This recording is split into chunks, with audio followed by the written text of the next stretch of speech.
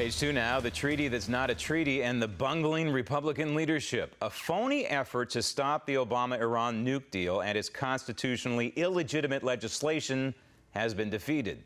Senate Democrats blocked a measure that would have kept sanctions in place until Iran recognizes Israel and releases 4 American hostages.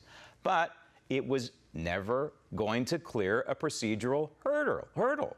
Never had a chance. Now, this reckless president and the lack of Republican leadership in Congress concerning this Iran nuke deal was front and center during the Republican debate. This deal on its face will send over $100 billion to the Ayatollah Khamenei, making the Obama administration the world's leading financier of radical Islamic terrorism. This deal abandons 4 American hostages in Iran, and this deal will only accelerate Iran's acquiring nuclear weapons. You better believe it. If I am elected president on the very first day in office, I will rip to shreds this catastrophic Iranian nuclear deal. Should we cut up the agreement immediately? That's absurd. Wouldn't you want to know if they've complied? Now, I'm going to vote against the agreement because I don't think there's significant leverage. But it doesn't mean that I would immediately not look at the agreement and cut it up without looking to see whether Iran is complying. To the Supreme Leader to tell him that unless and until he opens every military and every nuclear facility to real anytime, anywhere inspections by our people, not his, we, the United States of America, will make it as difficult as possible to move money around the global financial system. We can do that. We don't need anyone's cooperation to do it. And every ally and every adversary we have in this world will know that the United States of America is back in the leadership business. Okay, so most of the GOP candidates are apparently against the deal in one form or another. A majority in Congress is rejecting the agreement, and a majority of Americans reject this treaty. Yet Obama, once again, is ramming something down our throats that we don't want. So is it game over? And what about Israel? What now for the only democracy in the Middle East? Joining me now from Southern California, international affairs expert and editor of the Nussbaum report, Barry Nussbaum. Barry, okay, so the debate.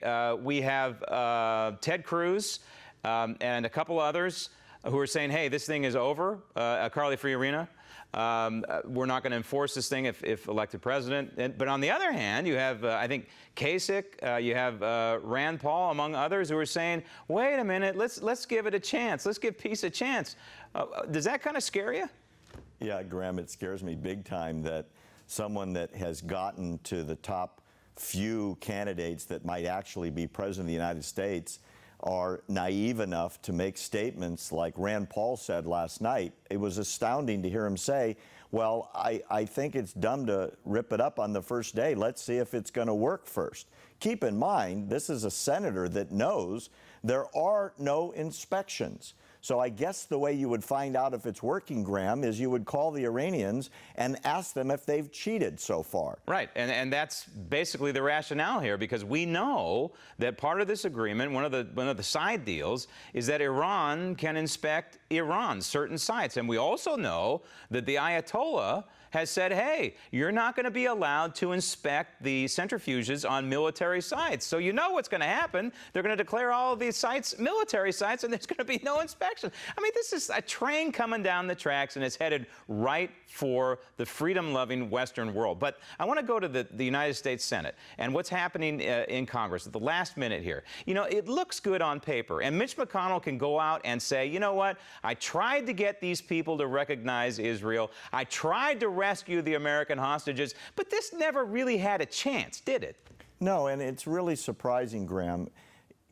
We have our closest ally in the Middle East pushed off the deck by the president, and instead of the American Congress standing up like they should have weeks ago to throw this in at the last minute, oh, remember the hostages that are there?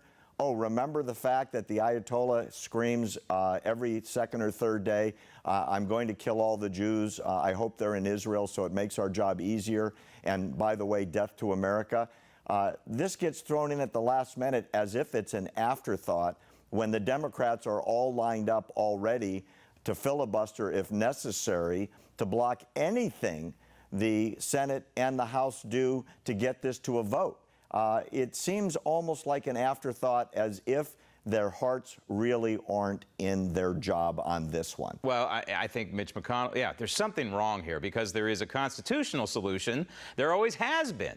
You treat this as a treaty, which what it is, but for some reason Mitch McConnell won't do that, and I have my theory on that, but I want to move on, because what about Israel now? Well, what is Benjamin Netanyahu doing? Are they getting on a war footing? I mean, they almost have no choice here. And, you know, especially when we hear the Ayatollah coming out and ratcheting up the rhetoric. Well, Israel's got two big problems. They have 16 months more of this president, who has agreed to the Iranian demand that the United States defend Iran against any intervention.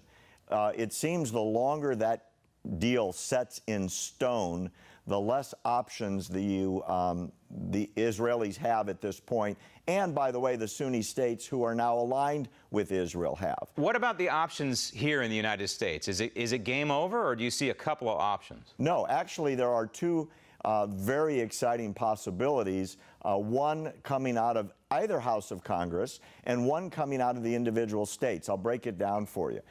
Either House of Congress, under a recent ruling in federal court, now has standing to block federal law if the federal law has implications against the interests of the United States, and if certain interests or ingredients within that federal law have not been met. The theory is, under the Corker-Cardin bill, the 60-day period never started because Congress never got all of the deal to review. Okay. Therefore, they can go to a court and say, we want the review period enforced. Therefore, until the review period is enforced, meaning we've gotten all of the side agreements that we know exist that the president refuses to give to the Congress, the president can't remove the sanctions, can't transfer the money, and can't start the JCPOA from taking effect. Okay, so you're basically suing the president. Real quick, we're out of time. What's the other option? The other option is most of the states have sanctions in place against Iran right now. Federal law trumps state law on this. However, the states can sue under the same theory that the JCPOA has never taken effect because the review period has never started, and this is a really strong legal possibility.